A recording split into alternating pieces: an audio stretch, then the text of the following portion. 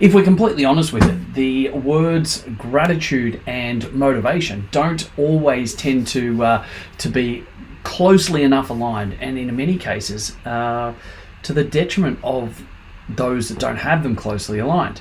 Let's have a quick look now at exactly how gratitude is a direct amplifier of motivation for yourself and others, and how powerful and yet how simple it is for you to be able to reap the benefits. Let's get stuck in right now.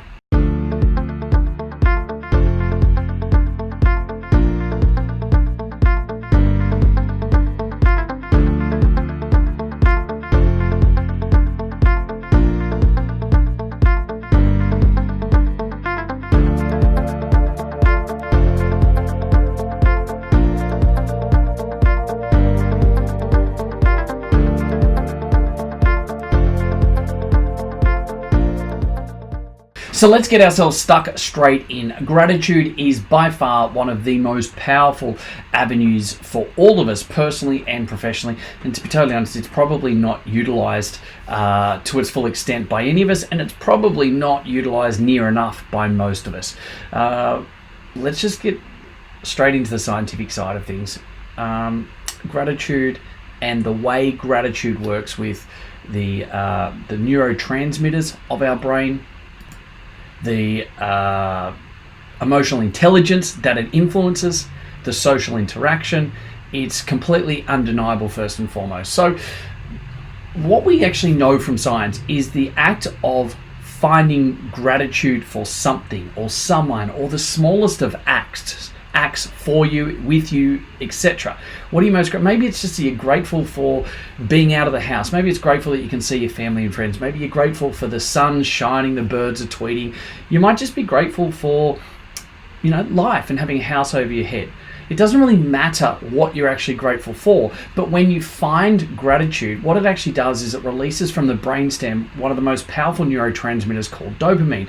And dopamine is one of those selfless chemicals that just has a massive amount of influence on our ability for improved social interaction. It's also great for helping the learning centers of our brain and also making ourselves a lot happier.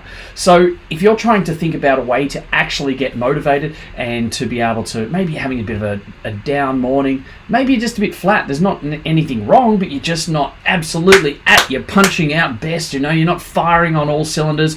You feel like you're a V8 most of the time, but you're just running off 4 cylinders, right? And you want to try and find that extra edge. The best way and the quickest way is to get that dopamine hit running, get your social interaction lifted, have dopamine in there as that neurotransmitter from the brain. And so we've known for many years now that the way it works as a selfless chemical with gratitude is super important.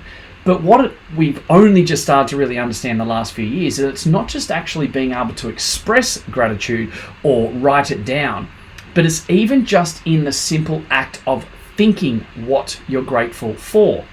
Now, this becomes really powerful and really important because a lot of people struggle at times, and they might be a little bit down at the time, and they'll say, I don't know what I'm grateful for. Or I don't know, I can't put my finger on it. It might be, it's just too hard. Am I really grateful for anything?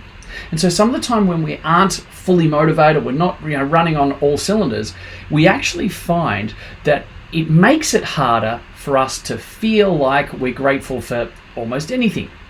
But what science has actually shown is that it's not actually finding what you're grateful for, it's the actual simple act of stopping and analyzing and thinking about it. It's the delving into, what am I most grateful for?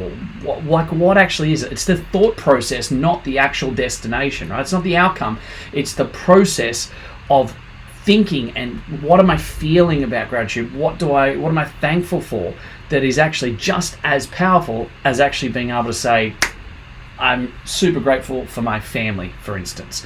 And so keep that in mind. If you're feeling a little bit flat, if you're feeling a little bit down, if you're not 100% sure, I don't really know what I'm most grateful for, even just the act of thinking about that for like a 20 or 30 second time period has been shown to be just as powerful, which is fantastic to know that you don't always have to have the complete answer. You don't need to feel like you've got everything worked out and you're back on the straight and narrow. It's just the fact that you can actually stop. You can think for a moment about what you are most grateful for. Look for the simple things, the easy parts, and that in itself is providing you a huge amount of drive and motivation to be able to get yourself up, moving, going faster, working harder, working smarter, getting more done, being a better person. And so the next part of this is when we then, as a net result, have more social interaction, we actually have another neurotransmitter in the way of serotonin. And serotonin then gets released, which makes us feel happier, makes us feel more confident, which is always a great thing because self-confidence is a big part of us being motivated. If we actually feel more confident that we're on the right track, we feel confident that we've got clarity of what we need to do next. We feel confident that we're ready to take this next step. We're really in the place where I can get some really good work done over the next few hours. All of that comes about because of confidence. And so as a net result, you want that serotonin flowing. You want it to be coming from the anterior cortex of the brain so that you can actually get more motivation, to actually have more social interaction, to have more self-confidence. And as a net result, that's sort of the part 2 of the stepped out process of why searching for gratitude, not even just necessarily finding it, but just even searching for it, is one of the best ways to drive your motivation straight away in a very short and sharp period of time.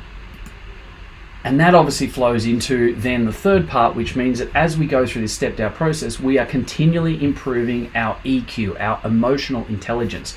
And that means that we actually have increased neuron density in the lateral prefrontal cortex, which becomes even more powerful and stronger for us to develop more emotional intelligence. And as we do that, we become more aware on so many different levels of a huge range of feelings, our ability to actually adapt, read into avenues.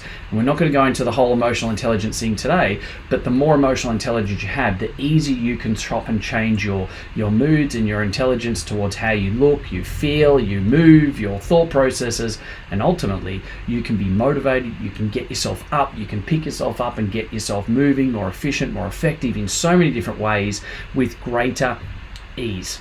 So the takeaway from this, quite simply, team, is we need to be searching for gratitude more often. It doesn't have to be something where you write in a gratitude journal. I know quite a few of my colleagues around the world actually have a gratitude journal, or they have, in their notes in their phone, they'll write down what they're most grateful for when they're having, their toast and coffee.